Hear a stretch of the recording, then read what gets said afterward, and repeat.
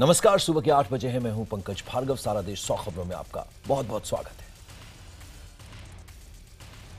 Sonia, Jaitley, Sushma, Vasundhara, Priyanka, Robert Vadra और तमाम बड़े लोगों पर सनसनीखेज खुलासे करने वाले पूर्व आईपीएल चेयरमैन ललित मोदी ने अब बीजेपी नेता सुधांशु मित्तल पर निशाना साधा है।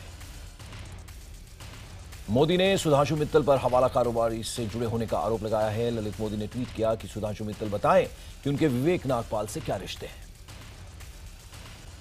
देर शामी उन्होंने ट्वीट कर कहा था कि वो टेंट वाले के तौर पर मशहूर एक आदमी के बारे में खुलासा करने वाले हैं।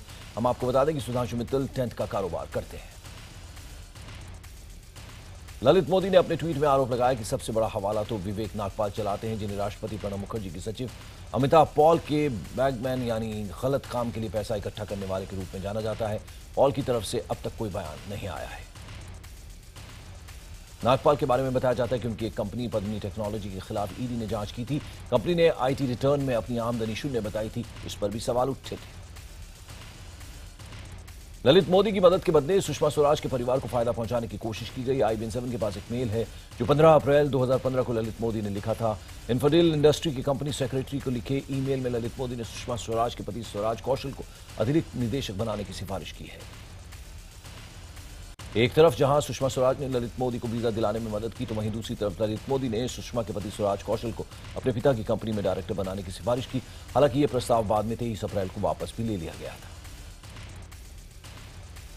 रोज नए शिगुफे छोड़ रहे उद्योगपति ललित मोदी ने राजनीतिक पार्टी बनाने का ऐलान कर दिया। उन्होंने ट्विटर पर अपील की कि जो भारतीय राजनीति को स्वच्छ बनाना चाहते हैं वो उनकी पार्टी से जुड़े।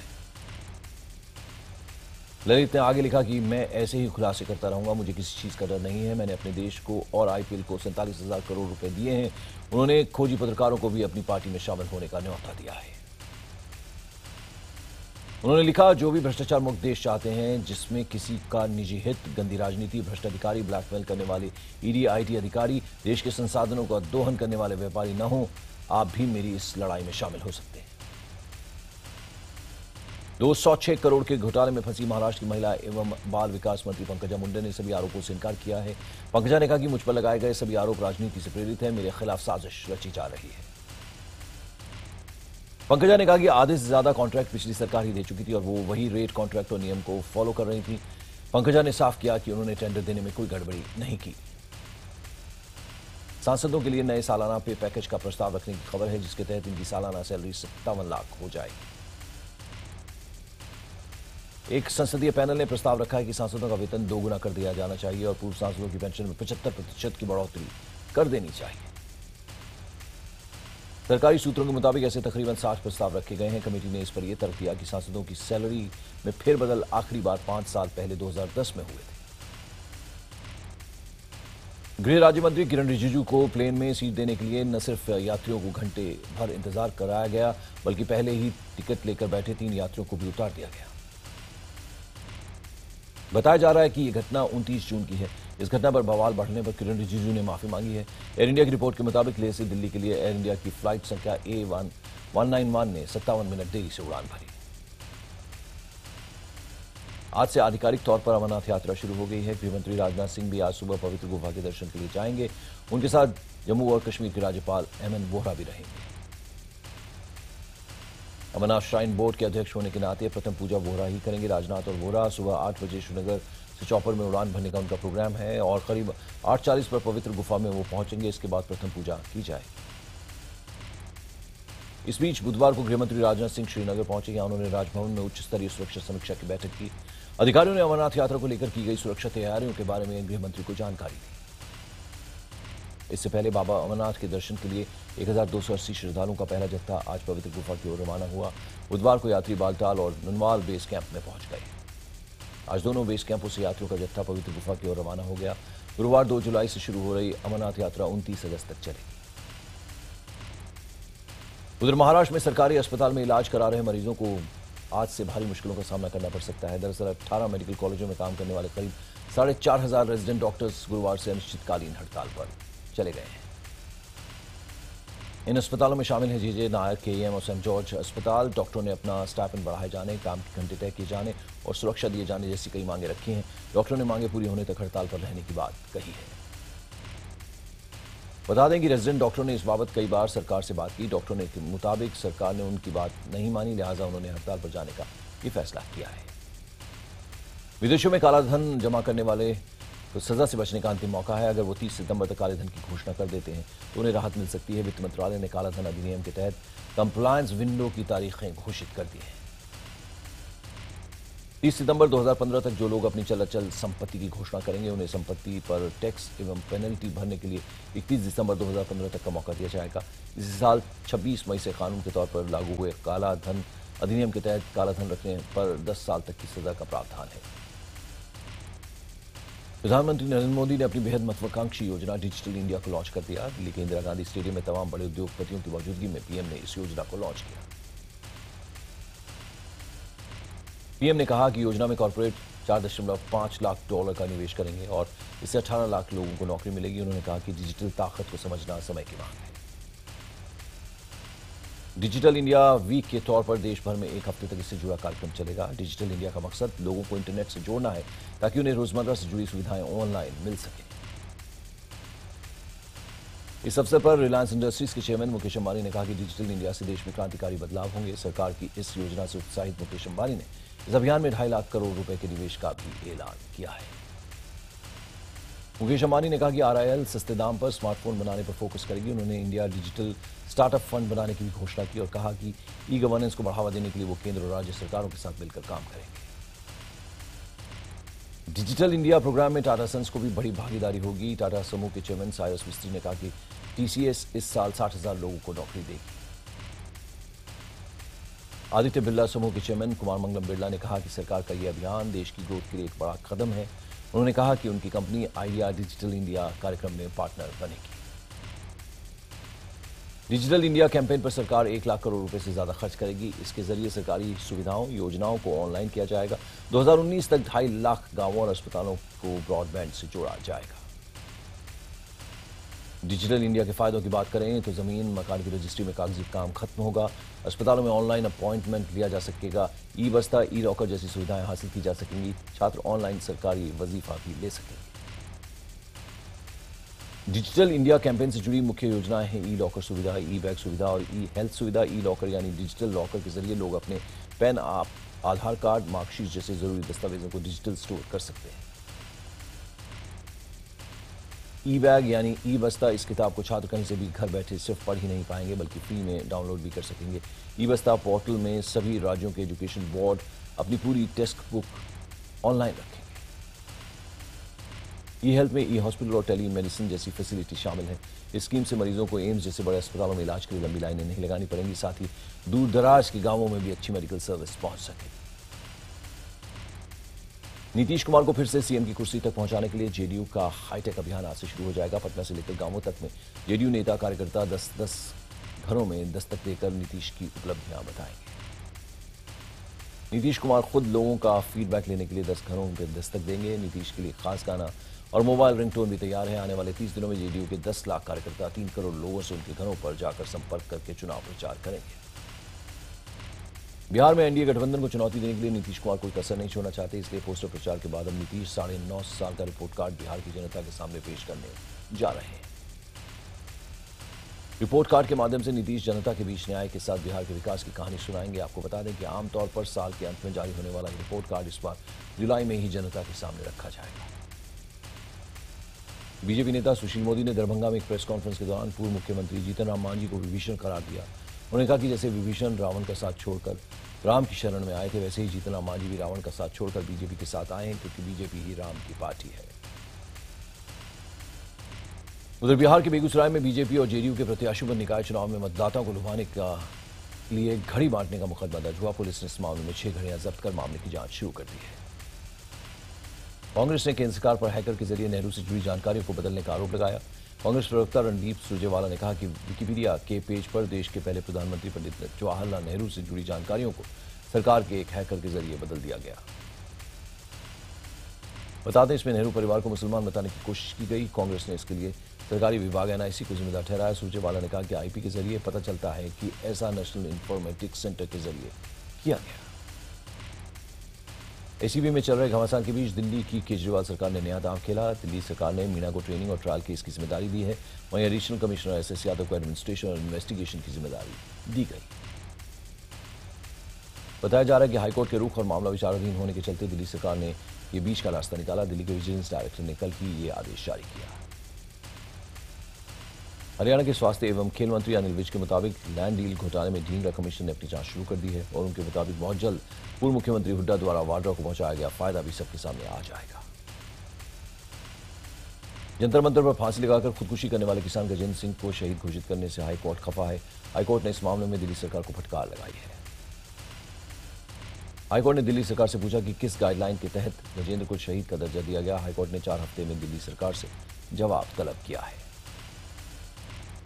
फूड एंड एडल्ट्रेशन विभाग ने दिल्ली में आजादपुर फल मंडी में छापेमारी की। दिल्ली सरकार के अधिकारी कई टीमें बनाकर पूरी मंडी में आम के गोदाम पर छापेमारी कर उन सैंपल्स को सील कर रहे थे जिन्हें केमिकल से पकाया गया था। आपको बता दें, विभाग का कहना है कि मंडी में जो भी आम केमिकल से पकाकर बेचे जा रहे हैं उन सभी पर कार्रवाई होगी। फूड विभाग की इस कार्रवाई से कारोबारी नाराज हैं। उनका कहना है कि आम पकाने का जो तरीका सरकार मान्य कर रही है वो व्यावहारिक नहीं है। सुप्रीम कोर्ट ने एक अहम फैसले में कहा कि शादी का झांसा देकर रेप करने वाले मामलों में किसी भी तरह की मध्यस्थता नहीं हो सकती। फैसले में सुप्रीम कोर्ट ने कहा कि महिला का शरीर मंदिर जैसा है। सुप्रीम कोर्ट ने निचली अदालत के फैसले को खारिज करते हुए कहा कि दुष्कर्म के आरोपी और पीड़िता के बीच विवाह के नाम पर समझौता दरअसल महिलाओं के सम्मान से समझौता है। उधर भारी बारिश और लैंडस्लाइड की वजह से दार्जिलिंग और सिक्किम के बीच सड़क और फोन संपर्क टूट गया। बीआरओ और रेलवे के अधिकारी मलबा हटाकर रास्ते में फंसे टूरिस्टों को निकालने का प्रयास कर रहे हैं। वहीं केंद्र और राज्य सरकार ने मुआवजे का ऐलान किया है। राज्य सरकार ने मृतकों के परिजनों को 4-4 लाख और घायलों को 1.5 लाख रुपए देने का ऐलान किया, जबकि केंद्र सरकार ने मरने वालों के परिवार को 2-2 लाख और घायलों को 50,000 रुपए देने की घोषणा की। मोकामा के विधायक अनंत सिंह की मुश्किलें लगातार बढ़ती जा रही हैं। वो अब बाढ़ के चर्चित पुटूस हत्याकांड के नामजद आरोपी बन गए हैं और उनके खिलाफ वारंट जारी कर दिया गया है। अनंत सिंह के बाद जेडीयू के एक और बाहुबली विधायक सुनील पांडे कानूनी शिकंजे में फंसते नजर आ रहे हैं। दरअसल आरा कोर्ट से फरार आरोपी लंबू शर्मा ने खुलासा किया कि उत्तर प्रदेश के बाहुबली नेता मुख्तार अंसारी को मारने के लिए 50 लाख की सुपारी दी गई। गाजियाबाद की खोड़ा कॉलोनी में 2 दर्जन से ज्यादा हथियारबंद बदमाशों ने एक केबल कारोबारी को उसी के ऑफिस में बेरहमी से पिटाई उसकी कर दी।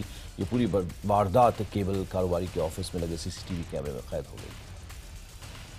तस्वीरों में साफ दिख रहा है कि 2 दर्जन से ज्यादा हथियारबंद बदमाश केबल कारोबारी के ऑफिस पहुंचते हैं। उनके हाथ में लोहे की रॉड, हॉकी और डंडा साफ नजर आ रहा है। पुलिस सीसीटीवी फुटेज के आधार पर आरोपियों की पहचान कर रही है। मुंबई एटीएस ने ओशिवारा से 4 लोगों को 30 करोड़ की ड्रग्स के साथ गिरफ्तार किया। एटीएस ने करीब 151 किलो ड्रग्स आरोपियों के पास से जब्त किया है। इसमें चौंकाने वाली बात यह है कि पूरा ड्रग्स का खेल पौश इलाके ओशिवारा की एक रिहायशी इमारत में चल रहा था। एटीएस सूत्रों के मुताबिक पकड़े गए आरोपी एमडी ड्रग्स को उसी इमारत में बनाते थे और फिर लोगों को बेचते थे।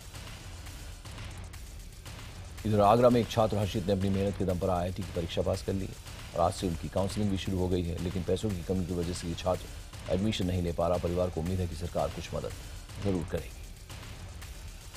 आईएमए के अध्यक्ष डॉक्टर सुधीर तिवारी ने जबलपुर में सनसनीखेज खुलासा करते हुए कहा कि डॉक्टर साकले की साधारण मौत नहीं थी बल्कि उनकी हत्या लेजर गन से की गई। आपको बता दें कि डॉक्टर साकले व्यापम घोटाले की जांच समिति के सदस्य थे। अमृतसर के वाघा बॉर्डर पहुंचने वाले दर्शक अब वहां रोजाना होने वाली रिट्रीट सेरेमनी में बॉर्डर पर बीएसएफ के योगदान और देश के बंटवारे की कहानी बॉलीवुड के महानायक की आवाज में सुन सकेंगे। उत्तर प्रदेश के मुख्य सचिव विवाद में फंस गए हैं। उन पर आरोप लगा है कि उन्होंने वृंदावन के विश्व प्रसिद्ध बांके बिहारी मंदिर में अपनी पत्नी और अपने सहयोगियों के साथ मंदिर परिषद में बैठकर भोजन किया, जबकि न्यायालय के आदेश के मुताबिक ऐसा नहीं किया जा सकता है।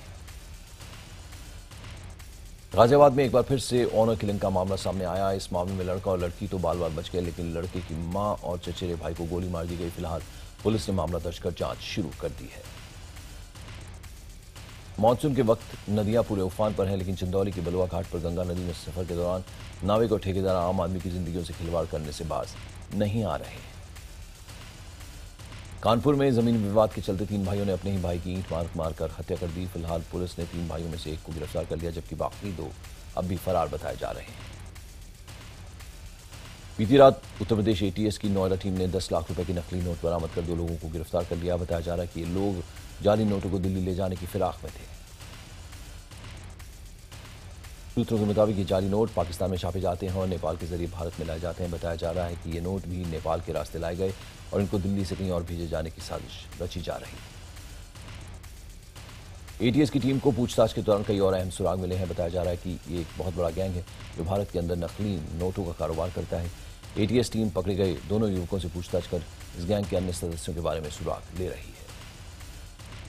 उत्तर प्रदेश के बलिया में एक तेज रफ्तार गाड़ी ने पीछे से ट्रैक्टर ट्रॉली को टक्कर मार दी। इस हादसे में गाड़ी में बैठा आधे दर्जन यात्री गंभीर रूप से घायल हो गए, जबकि 2 यात्रियों की मौके पर ही मौत हो गई। उत्तर प्रदेश के बांदा में किसानों की मांगों को लेकर धरना प्रदर्शन कर रहे बीजेपी कार्यकर्ताओं ने डीएम कार्यालय में तोड़फोड़ कर दी। दरअसल ये सभी कार्यकर्ता मौके पर जिलाधिकारी को बुलाने को लेकर हंगामा काट रहे थे। उत्तराखंड के बागेश्वर में लगातार हो रही बारिश से जनजीवन अस्त व्यस्त हो गया। इसके अलावा लगातार बढ़ते जलस्तर की वजह से सरयू और गोमती नदी भी अपने उफान पर है। हालात को देखते हुए प्रशासन ने नदियों के किनारे रहने वाले लोगों को अलर्ट जारी कर दिया है। साथ ही आपदा की स्थिति में शीघ्र कार्रवाई करने के लिए जिलाधिकारी ने सभी अधिकारियों को जरूरी निर्देश दिए। मध्य प्रदेश के नरसिंहपुर के केंद्रीय विद्यालय में नाग नागिन के जोड़े ने डेरा डाल रखा है, जिसकी वजह से स्कूल के शिक्षक और छात्र दहशत में हैं।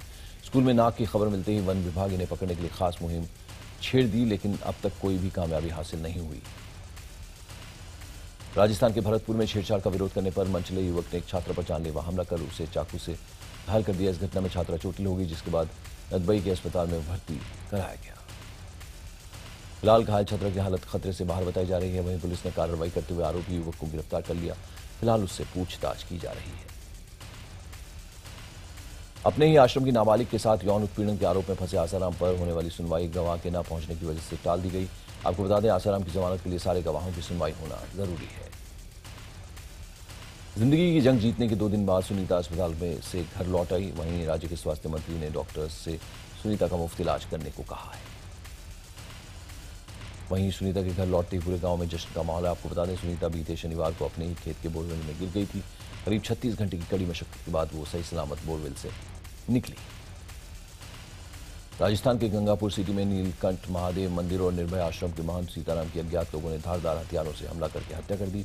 जानकारी के मुताबिक हत्या के बाद हमलावरों ने उनके शव को जलाने का प्रयास भी किया, लेकिन उसमें वे सफल नहीं हो पाए और फरार हो गए। बिहार के भोजपुर जिले के कथराई गांव के पास बने एक पुल के नीचे से पुलिस ने 2 सिलेंडर बम बरामद किए हैं। इलाके में और बम न हो, इसकी जांच के लिए पुलिस बम निरोधक दस्ते के साथ मिलकर सर्च अभियान में जुटी हुई है। बिहार की राजधानी पटना में लगातार बढ़ रहे अपराधों को लेकर आम लोगों का आक्रोश सड़कों पर देखने को मिला। दरअसल लोगों का ये गुस्सा राजधानी पटना के एक ज्वेलरी शॉप मालिक पर 20 लाख रुपए रंगदारी न देने की वजह से अंधाधुंध फायरिंग को लेकर फूटा। 29 जून को बिहार के नालंदा में 2 बच्चों की मौत के बाद स्कूल के संचालक की पीट कर हत्या के मामले में मधुबनी जिला प्राइवेट स्कूल एसोसिएशन ने सीबीआई जांच की मांग की है। हॉकी वर्ल्ड लीग में भारत ने मलेशिया को रोमांचक मुकाबले में 3-2 से हराकर FIH वर्ल्ड लीग के सेमीफाइनल के अंतिम 4 में जगह बना ली। अब टीम इंडिया का मुकाबला कल बेल्जियम और फ्रांस के बीच होने वाले क्वार्टर फाइनल मुकाबले के विजेता से होगा।